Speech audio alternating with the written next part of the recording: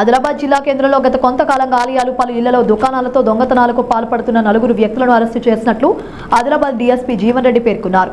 ఈ మేరకు 2 town police స్టేషన్లో ఏర్పాటు చేసిన విలేకరుల సమావేశంలో ఆయన మాట్లాడుతూ ఆదిలాబాద్ జిల్లా కేంద్రంలోని ఇప్పటికే 53 దొంగతనాలు కేసులు నమోదు కాగా 17 కేసుల్లో జైలుకు వెళ్లిన ప్రధాన నిందితుడైన మహమ్మద్ మోహిజ్ ను అతనితో పాటు మరో 3 నిందితులను జిల్లా కేంద్రంలోని మహాలక్ష్మివాడ రైల్వే అండర్ బ్రిడ్జ్ వద్ద అరెస్టు చేసినట్లు పేర్కొన్నారు. జిల్లా ఎస్పీ ఆదేశాల మేరకు నేరస్తుల కదలికలపై ప్రత్యేక నిఘా ఉంచి దొంగతనాలకు పాల్పడిన వారి నుంచి 59,500 నగదు, 6 తులాల బంగారం, కిరాణా షాపుల్లో దొంగలించిన నూనె, ఒక ఆటోను స్వాధీనం చేసుకుని సీజ్ చేయడం జరిగిందని తెలిపారు.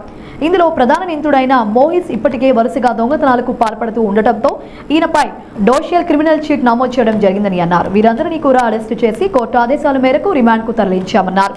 కాగా ప్రజలు దొంగతనాల పట్ల అప్రమత్తంగా ఉండాలని, బయటకు వెళ్లే క్రమంలో జాగ్రత్తగా ఉంటూ తమ ఇంట్లోని బంగారం, నగదును జాగ్రత్తగా భద్రపరుచుకోవాలని కోరారు.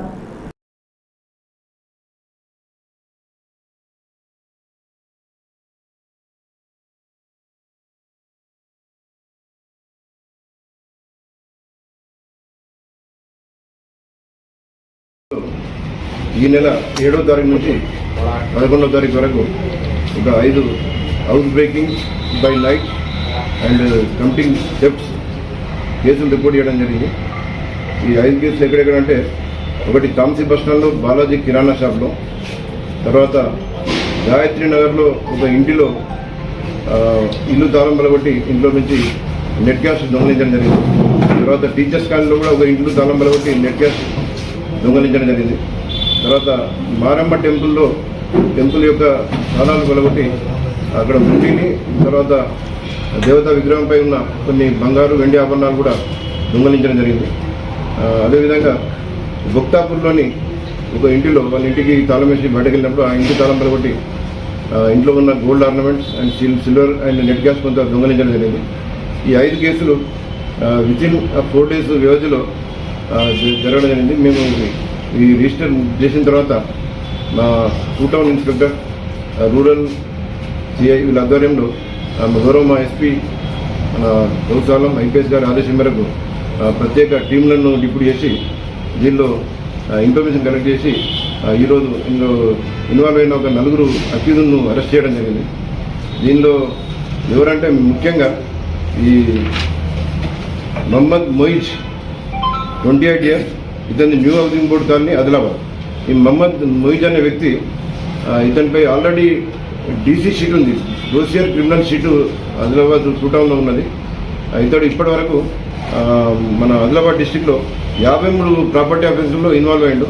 53 కేసుల్లో 17 కేసుల్లో ఇంతకుముందే కన్విక్షన్ అయి ఉన్నది. ఇతనికి కన్విక్షన్ అయినప్పటికీ ఇతడు ఎలాంటి మారకుండా మొన్ననే జైలు నుంచి రిలీజ్ అయ్యింది. ఇతడు 6th రోజు జైలు నుంచి రిలీజ్ అయ్యిండు. రిలీజ్ అయిన తర్వాత మళ్ళీ ఈ ప్రాపర్టీ ఆఫీసులు రిపీటెడ్గా మళ్ళీ స్టార్ట్ చేయడం జరిగింది. తర్వాత ఇంకా రతన్ అని చెప్పి ఇతడు కూడా ఓల్డ్ ప్రాపర్టీ అఫెండర్. ఇతనిపై 30 కేసులు ఉన్నాయి ఆల్రెడీ ప్రాపర్టీ ఆఫీసులో. 7 కేసుల్లో కన్విక్షన్ కూడా అయింది. జైలు శిక్ష కూడా వీళ్ళిద్దరికి పడ్డది ఇంతకుముందు చాలా కేసులలో. పడ్డప్పటికీ వీరు ఆ దొంగతనాన్నే వృత్తిగా ఎన్నుకొని జైలుకి వెళ్ళి బయటకు రావడము, మళ్ళీ తాళం వేసి ఉన్న ఇళ్లను లాక్ బ్రేక్ చేయడము, టెంపుల్స్ కూడా లాక్ బ్రేక్ చేయడం, దొంగతనం చేయడం, ఇది గత కొన్ని సంవత్సరాలుగా చేస్తున్నారు వీళ్ళు. అయితే ఈ 5 కేసులు కూడా ఇదే ముఠా ఈ దొంగతనంలో పాల్పడి ఉన్నదని చెప్పి మేము చాలా ఇన్వెస్టిగేషన్ చేసిన తర్వాత మా టెక్నికల్ ఎవిడెన్స్ అంతా పరిశీలించిన తర్వాత మేము గమనించడం జరిగింది.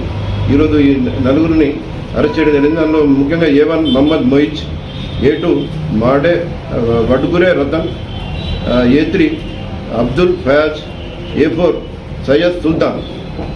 ఈ ఫయాజ్పై కూడా ఇంతకుముందు ఒక 2-3 ప్రాపర్టీ కేసులు ఉన్నాయి.